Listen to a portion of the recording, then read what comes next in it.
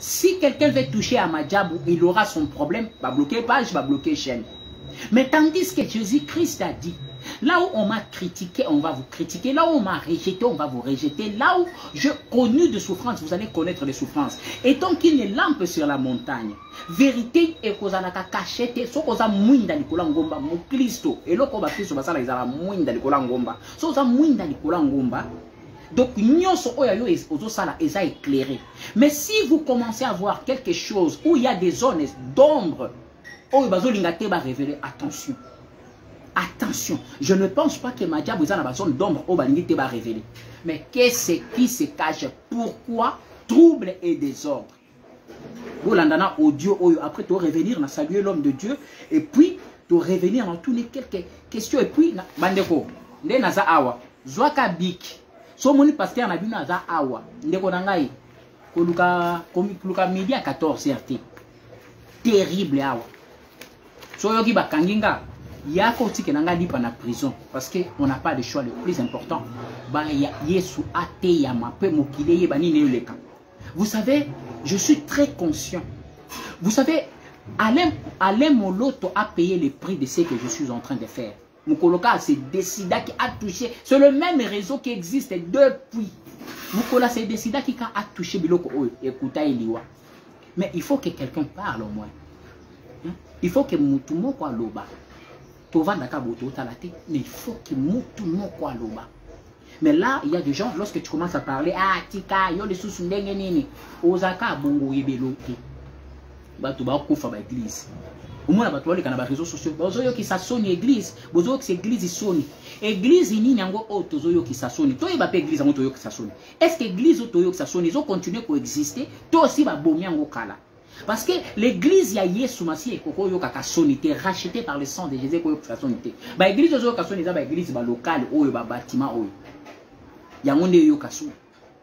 Nangana tout nanano pasteur Jean Bosco tozana awa.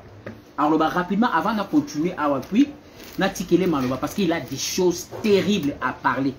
Yepe a Meli, à Moni, à Bombi et puis voilà, c'est le temps de parler au fait. C'est le temps de parler. Pasteur Jean Bosco, que je m'en vais pour saluer.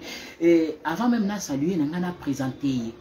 So lelo oyo, batubo sepela na musique nanga, bo sepela na ba musique ba nyos otozo sala parce que cet homme a commencé à nous former depuis l'âge de 7 ans. Bomwana.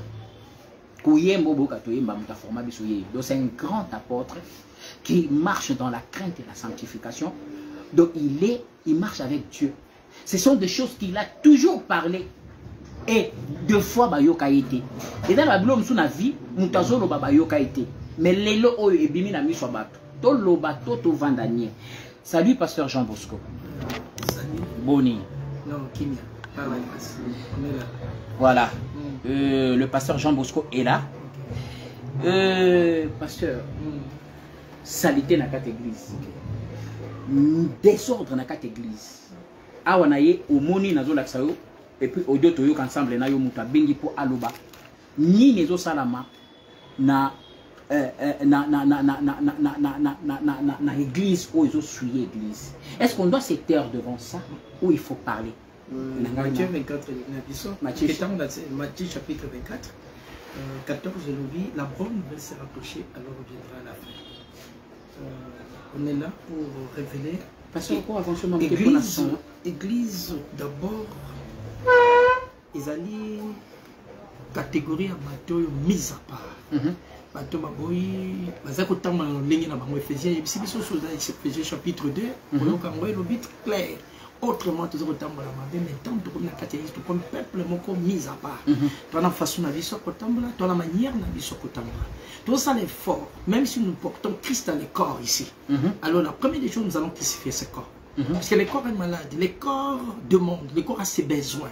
Mais quand Christ pénètre en toi, parce que c'est lui qui crée à nous le vouloir et le faire.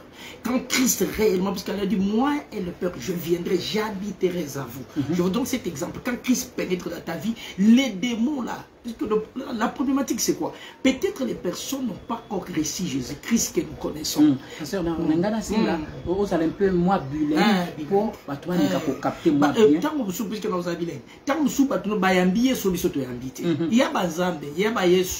Ce qu'on y a mis réellement Jésus-Christ comme Seigneur. Oba, papa na biso edina bala batika biso. Osborne batika biso. À côté na katina yo, moi et le peur, je viendrai, j'habiterai à vous. Si Christ habite en vous, les démons doivent fuir. Et tu vas crucifier le corps. Puisque Christ ne peut jamais habiter avec l'impéticité, ne peut jamais habiter avec le corps, puisqu'il travaille dans ce corps-là. Le corps est faible. Qu'est-ce qu'on va commencer à faire? Oui, vous venez de me poser la question, l'église est malade. C'est vrai, nous sommes venus pour sauver cette église-là. Même ceux qui tombent là, même ceux qui n'ont pas encore reçu Jésus-Christ, puisque le jugement va commencer dans l'église. Qu'on ne t'empêche pas de prêcher, puisque la bonne nouvelle sera prêchée, alors viendra à la fin. Les jugements que tu prêches, si je me retrouve du côté de l'éternel, hein, et le jugement comme dans l'église, nous avons fait Théama. Puisque je me suis dans l'église, ce que ce que balobi que bato honnête bato publier bato bazo bimisa bango libanda opinion na yo nete par exemple cas ya pasteur na biso Mike o isalami avant to lobana musir complot o isa awa liste o na nango awo bato nyo surtout ba ozela ndeko partager rapuna parce que lelo ezala terrible lelo ezala vraiment terrible parce que oye baso komba pasteur na mino isa awa je suis vraiment désolé ça nous devons le faire ce qui viendra ou bien advienne que pour ane balobaka o monique aza il faut kangisa bato oko salango. Parce que toi, on a preuve, liste zawa, et na audio dans le chat tout de suite après pasteur. Et puis, mututu ayoka nini ezole kamaramba sima oka guerre de Madjabunga no bengango, pasteur Mike Kalambaye, pasteur Marcelo, pasteur Moïse Mbiye. Est-ce que ma vraie raison, et ça makamba ma vraie raison est ça bomba mais maman na guerre aussi publié. Est-ce que ça va voice, et ça va nini ou bien et ça réseau est préparé pour ça makambo oyo. Tout à fait, faut savoir que l'apostasie ça commence, c'est le diable, évangile à Satan. Évangile à Satan et je vois ba faiblesse pour y présenter puis ça la quitte na bango pour qu'on fragiliser l'église pour que toi côté dans quartier Christ. Deux hommes là ko kaka bato bazima. Et ça, et diable ndé, bazo luka, babebis. Et boye bango balobaka très bien que musunya mwana na Zambie za musuni moko eza elengi makasi soki ndoka yoki amaza fête moko ya kosana. Ne biso to zoka fête soki to gagner mutu moko babe am moko na lo la fête ezali. Ndenge bango pe so ba gagner moko na biso na lo la fête ezali. Alors je dis aux chrétiens et ça m'a dit qu'on publier qu'on va bloquer les aliments mais vous savez dans cas diable té vous savez on pour corriger l'église en fait que maintenant ça va se répandre bazonga un serviteur un enfant de Dieu la Bible déclare peut tomber cette fois mais le Seigneur va le relever mais le Seigneur n'a pas donné l'autorisation pas battre banda mais biso na biso ça doit se laver en famille et puis le relever pour te commencer et finir ça mais si quoi pasteur le linge sale va se laver en famille à toi derrière ba vidéo sale ou ils sont en famille.